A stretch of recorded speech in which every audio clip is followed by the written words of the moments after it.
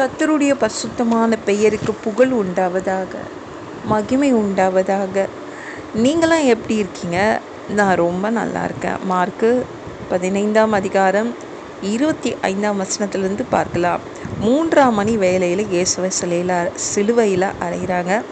அப்பொழுது எல்லாருடைய சிலுவை கைதினா ஒவ்வொரு சிலுவைக்கு மேலேயும் ஒரு போர்டு எழுதி கட்டி வச்சுருப்பாங்கங்க. இவருக்கு எதற்காக இந்த தண்டனை கொடுக்கப்பட்டது, எல்லாருக்கும் இதனால தான் எழுதியிருந்தாங்க. இயேசுக்கு எழுத வேண்டியதற்கு ஒன்றுமே இல்லை. எந்த குற்றமே இல்லாதவரில் குற்றமில்லாத அவர் பலி. அப்போது யூதருடைய ராஜா அப்படின்னு இவர் யூதருடைய ராஜான்னு எழுதி வச்சுருந்தாங்க. அந்த டைமில் 2 திருடர்களும் சேர்ந்து சிலுவையில் அறையப்பட்டார்கள். இயேசுவோடு சேர்ந்து 2 திருடர்களும் அறையப்பட்டார்கள். அது என்ன, ஒரு வேத வசனம் நிறைவேறிச்சு. அக்கிரமக்காரரில் ஒருவனாக எண்ணப்பட்டார். இவரும் ஒரு திருடரோ? இப்போ இயேசுவை பற்றி தெரியாதவங்க என்ன நினைப்பாங்க? 2 திருடர்களை தெரியும். இப்போ இவரும் ஒரு திருடர் போல் அப்படி தான் நினச்சாங்க எல்லாரும். அக்கிரமக்காரரில் ஒருவராக எண்ணப்பட்டார். அதாவது பிதா இருக்கார்ல, எல்லா வேத வசனங்களும் நிறைவேறணும்னு காத்துட்ருக்காரு. இந்த பூமியை அவர் தீ கொளுத்தி அழிச்சிடுவார். அது வரைக்கும் எத்தனை பேர் போர் பண்ணாலும் கண்டுக்க மாட்டார். இப்போது ஈரான் போர் நடந்துட்டுருக்குல்ல, இவங்களாலாம் இந்த பூமியை அழிக்க முடியாது. பிதா தான் தீ கொளுத்துவார். ஆனால் எப்பொழுதுனா இந்த பைபிளில் இருக்கிற அத்தனை வசனங்களும் நிறைவேறணும்னு பார்ப்பார். ஒரு வசனம் விடாமல் நிறைவேறணும். நிறைவேறிச்சார் பார்த்துட்டு தான் அப்புறம் தான் அந்த பூமியை கொளுத்தி விட்டுட்டு போவார். புதிய பூமி தான் அவர் ரெடியாக வச்சுருக்கார்ல. பிதாவுக்கு என்னென்னா, இந்த பைபிளில் உள்ள அத்தனை வசனங்களும் நிறைவேறணும். தன்னுடைய பையனுக்கே எப்படி பார்க்குறாரு பார்த்தீங்களா? ஒவ்வொரு வசனமும் நிறைவேறிச்சான்னு பார்த்து கரெக்டாக செய்து முடித்தார். அப்படி தான் பைபிள் உண்மை. அதில் எழுதியிருக்கிற அத்தனை வசனங்களும் நிறைவேறிச்சுன்னா அந்த பூமி அழிஞ்சிடும். அவ்வளோதான். அவர் என்ன செய்யணுமோ அதை முன்கூட்டியே எழுதி வச்சிருக்கிற புக்கு தான் பைபிள். உங்ககிட்ட பைபிள் இல்லைன்னா பைபிள் டவுன்லோட் பண்ணி பண்ணிங்க, இல்லைன்னா கடையில் வாங்கிக்கோங்க பைபிளை. அப்புறம் அந்த வழியாக போகிறவங்க இருக்காங்கள்ல, அந்த சிலுவையில் அறையப்பட்ட இயேசுவை பார்க்குறவங்களாம் என்ன பண்ணாங்கன்னா, தலையை தூக்கி வச்சுட்டு தேவாலயத்தை இடித்து போடுவேன்னு சொன்னாராமே இவர். தேவாலயத்தை இடிக்கிறதுனா, அதாவது யூத மத தேவாலயம், அவங்களுக்கு கோபம்.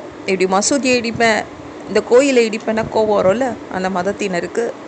அந்த மாதிரி தான் அவங்களுக்கு கோபம். எப்படி நீ இடிச்சிடுவ?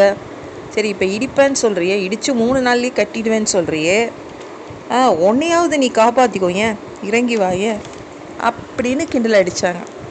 கிண்டல் அடிக்கிறதுக்கு இந்த மனுஷங்களுக்கெல்லாம் பயங்கரமாக அறிவு இருக்கும். கிண்டலாக தான் பேசுவாங்க நிறைய பேர் இல்லை. கிண்டல் அடிக்கிறது தான் எல்லாத்துக்கும் ஒரு ஜோக்கு, ஒரு காமெடி.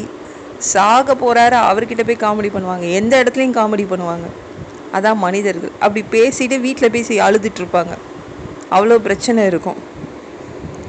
பரியாசம் பண்ணாங்க.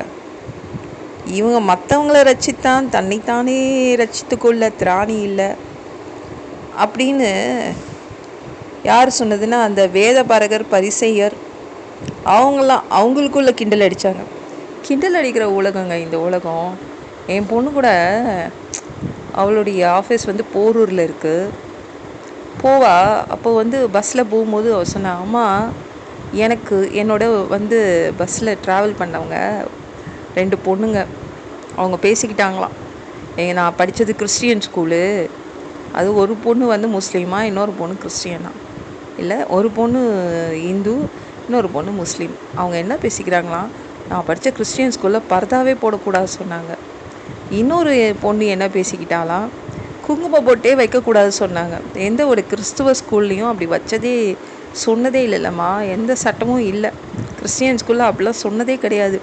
அவ்வளோ போய் சொல்லிட்டு பேசுகிறாங்கம்மா. வாயை மூடிட்டு வர வேண்டியதாக இருக்குது. நாங்கள் நிறைய பேர் கிறிஸ்டியன்ஸ் இருந்தோம் அந்த பஸ்ஸில். ஆனால் எங்களால் எதுவுமே பேச முடியல. ஆனால் என்ன நடந்துச்சுன்னா, அந்த ஒரு பெண் சொன்னால குங்குமம் போட்டு வைக்கக்கூடாது சொன்னாங்க அப்படின்னு அந்த பொண்ணு அவ்வளோ போய் சொல்லி பேசிட்டு வந்தால. அவள் ஸ்டெப்ஸ்லேருந்து நடக்கும்போதே கீழே விழுந்தாலாம். இறங்கும் போது அப்படி ஒரு கீழே விழுந்தாலாம். ஆண்டவர் அப்படி ஒரு நியாயம் கேட்டாருமா. அவள் பொய்யா பேசினதை தேவன் அப்படி ஒரு நியாயம் கேட்டார். நியாயாதிபதி தேவன். என் பொண்ணுக்கு அவ்வளோ சந்தோஷம். அதாவது தேவன் எப்படி இருக்கார் பாருங்க. அந்த டைமே அடி, செம்ம அடி, கீழே விழுந்துட்டு தான் போச்சான் அந்த பொண்ணு. அதாவது இங்கே வந்து கிண்டல் அடிப்பாங்க, யாரை பார்த்தாலும் கிண்டல். சாக போகிறாரு ஏசு, அவரை பார்த்தாலும் கிண்டல் அடிச்சுட்டு வீட்டில் போய் உட்காந்து அழுவாங்க. வேறு எங்கேயாவது மனசு உடஞ்சி கிடப்பாங்க. அதான் தேவன் நியாயாதிபதிங்க. அவரை பற்றி இஷ்டத்துக்கெல்லாம் பேசினா ஒத்துக்க மாட்டார். அப்பப்போ அடி விழும், ஞாபகம் வச்சுக்கோங்க.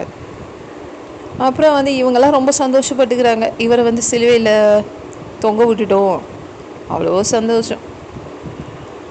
நம்ம வந்து இதை மாதிரி இவர் கொஞ்சம் சிலுவையிலேருந்து இறங்கி வந்துட்டாருன்னா கொஞ்சம் நம்ம விசுவாசிக்கலாம்.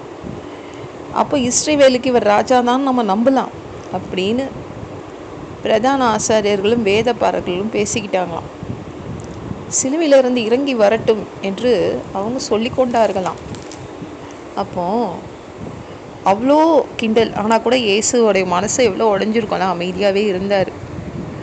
பெரிய இருட்டு, 6ஆம் மணி நேரத்துலேருந்து 9ஆம் மணி நேரம் வரைக்கும் பூமி எங்கும் இருட்டு.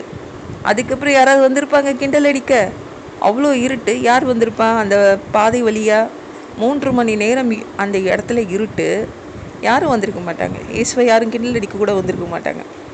3 மணி நேரம் இருட்டில் தொங்கினார். அது தேவனுக்கு செம கோபம். ஃபுல் பூமியே இருட்டாக்கி வச்சுட்டார். கரண்ட் போச்சுன்னா யாராவது நடப்பாங்க அந்த பாதையில்? எவனும் வரமாட்டான்.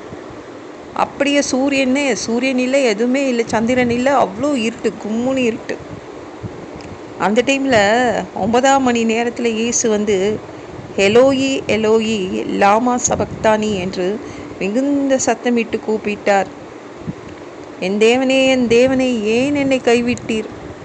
எவ்வளோ பிரச்சனை இங்கே எனக்கு இப்படி ஓடுதே, நீங்கள் கண்டுக்காமல் இருக்கீங்களே, கைவிட்டுட்டு போயிட்டீங்களே, என்னை சிலுவையில் வச்சு சிலுவையில் விட்டுட்டு தன்னந்தனியாக விட்டுட்டு போயிட்டீங்களே அப்படின்னு ஏசு கேட்குறாரு. அங்கே நின்றவர்களுக்கு அவர் பேசின மொழி புரியல. இவர் வந்து எலியாவை தான் கூப்பிட்றாரு அப்படின்னு சொன்னாங்க. ஆனால்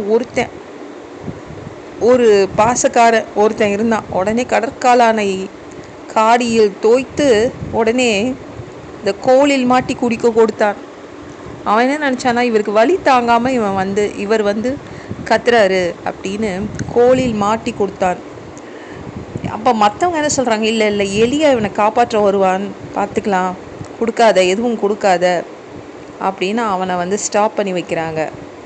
ஏசு வந்து மகா சத்தமாய் கூப்பிட்டு உயிரை விட்டார். அவ்வளோதான். அவர் தான் தன்னுடைய உயிரை அவரே எடுத்துக்கிட்டாரு. அவரே கூப்பிட்டு சத்தமிட்டு கூப்பிட்டு தன்னுடைய உயிரை எடுத்தார். அவருடைய உயிரெல்லாம் எடுக்க முடியாது. எந்த மனிதனாலும் அவருடைய உயிரெல்லாம் எடுக்க முடியாது. அவர் தான் ஜீவாதிபதி, உயிருக்கெல்லாம் அதிபதி, உயிருக்கெல்லாம் ஆஃபீஸர் அவர் தான். அதனால் அவருடைய உயிரை அவரே எடுத்துக்கிட்டார். சத்தமிட்டு கூப்பிட்டு தன்னுடைய ஆவியை பிதா கிட்ட ஒப்படைச்சிட்டு அவர் தன்னுடைய உயிரை